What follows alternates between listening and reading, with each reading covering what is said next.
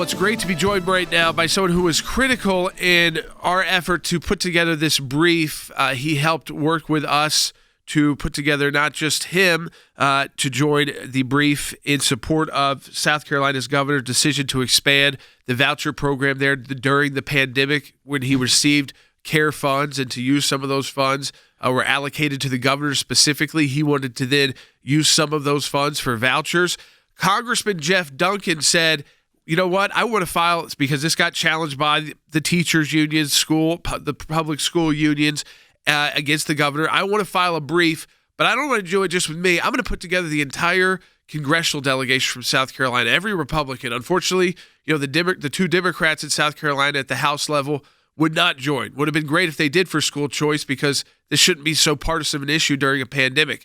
So Congressman Duncan was able to get together his 5 colleagues, plus the 2 U.S. senators from South Carolina, Tim Scott and Lindsey Graham. And Congressman Duncan joins us now. And first, let me just say, Congressman, thank you for putting together that delegation so we could represent all of you before South Carolina's highest court.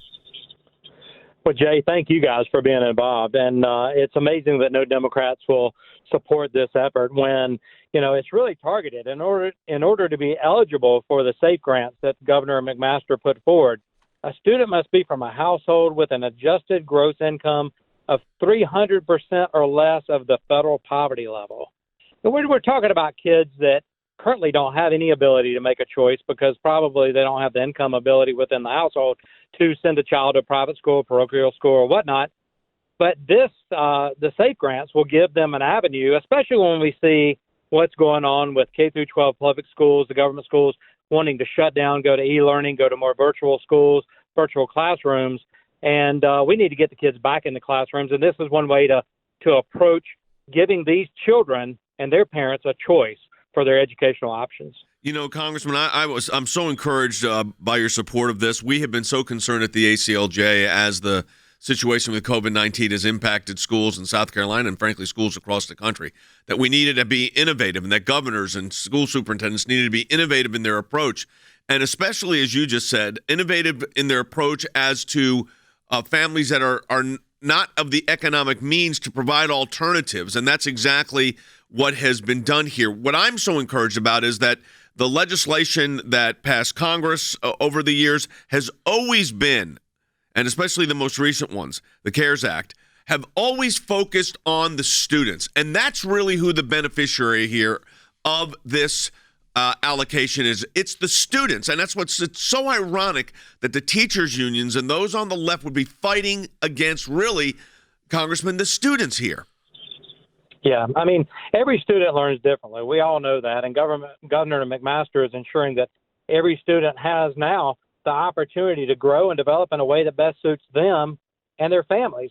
But you know what we see is a continual blocking of these funds and school choice efforts by progressive Democrats, and in this case acting contrary to the law, because the CARES Act allowed the governor in each state to have an opportunity to spend this money how they want to, and Governor McMaster decided to put some of it, $32 million, towards school choice, when public education got almost $1 billion, but yet they're going to scream about $32 million.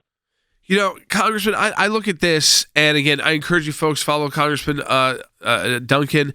I just retweeted him, so you can follow him on Twitter easily that way, because he's really leading a major effort here for school choice.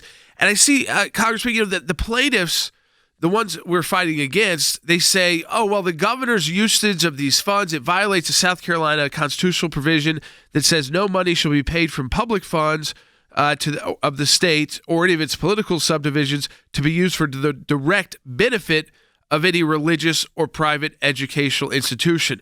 But here, Congressman, the funds are not direct benefit to the private schools if the parents choose to use it for a religious private school or a secular private school or a different public school or charter school. The funds are used by the parents. South Carolina is making the funds available for the parents to make the choice. It's not South Carolina saying, hey, we want to fund only religious schools. That's not what's happening here. And yet we see how opposed these teachers unions are. They want to stop kids from getting a chance at better learning during this tough time. Yeah, I mean, we fought it for years. I remember in 2002 when I was first elected to the state general assembly, same year Mark Sanford was elected governor of South Carolina, and he and I and many, many others fought for school choice from 2002 forward. And we're fighting the same battles today against the same people, like Senator Hutto and others that have filed this injunction. And so we're going to continue to see them try to have a one-size-fits-all model to force every student to go into the government schools so they can indoctrinate them in whatever they want to, when, every child learns differently. And there are parents across the state that have economic ability to make the choice for their children, but there are too many parents across South Carolina that cannot make a choice to get their child out of peer pressure for drugs, sex, alcohol, or whatever, get into a better learning environment where they can learn the skills that are necessary for their future. That's what parents want to do. They want to have a choice for their children. This particular issue, the SAFE grant program by McMaster, gives them a choice at this time, especially when the choices are more and more limited because of COVID. Congressman Duncan, this is Jordan Sekulow. We just had a comment come in through our Facebook page because we also broadcast this on Facebook live with video. And as we're talking to you, Linda, who is South Carolina, a constituent of yours, said that you specifically, Congressman, are telling us more about what's going on in our state on this broadcast than the local news does. Thank you for caring about us, Congressman, and ACLJ. Again, Congressman, I believe that by this filing, where it's the entire Republican delegation, there will be more news about this for people in South Carolina, and because parents are just hurting out there and want to know what options are available, and they've got, there's injunctions on this right now. That's what we're fighting against, so that this money gets freed up, and people like Linda, who are so happy to hear that we're even fighting this battle, that you're fighting this battle, are able to utilize those funds. Well, Jordan, I appreciate you guys and ACLJ for being a part of this amicus brief and going to court with this, because the amicus brief is going to be filed later today. I don't know when the arguments are going to happen in court, but this was a progressive Senator, Brad Hutto, filing the injunction down there in Orangeburg County to try to stop the governor from using his discretion, which these funds in the GEAR part of the CARES Act allowed the governors to have discretion to best meet the needs of its constituents. And that's what McMaster's doing. And the folks like Linda don't need to be hoodwinked by the public educators. They got almost $1 billion for public education, and Governor McMaster used discretionary funds under GEAR, the governor's discretion in this, $32 million that he is putting forth that parents can tap into for $6,500, up to $6,500 for a grant for their children. One of the things I was thinking, Congressman, is that as this pandemic unfolds, the ability to be flexible, and you certainly and your colleagues in Congress have been flexible in trying to get help to the parents to help their kids. Again, the primary focus here, of course, is protecting the kids, getting the best education for the kids. What is your sense right now, kind of in Congress, as this unfolds, and we may need more action? Where do you see it? Is it going to just be party lines here? Yeah, no, it's pretty much party lines. The Democrats want to give money, $28 billion to the post office that said they didn't need it. They had a $15 billion cash surplus. They're solvent until August. Democrats want to give money for the unions and mail-in voting. We continue to see the partisan politics in Washington, and it's all about the White House. It's all about the presidency. If President Trump talks about school choice, they're going to be against it.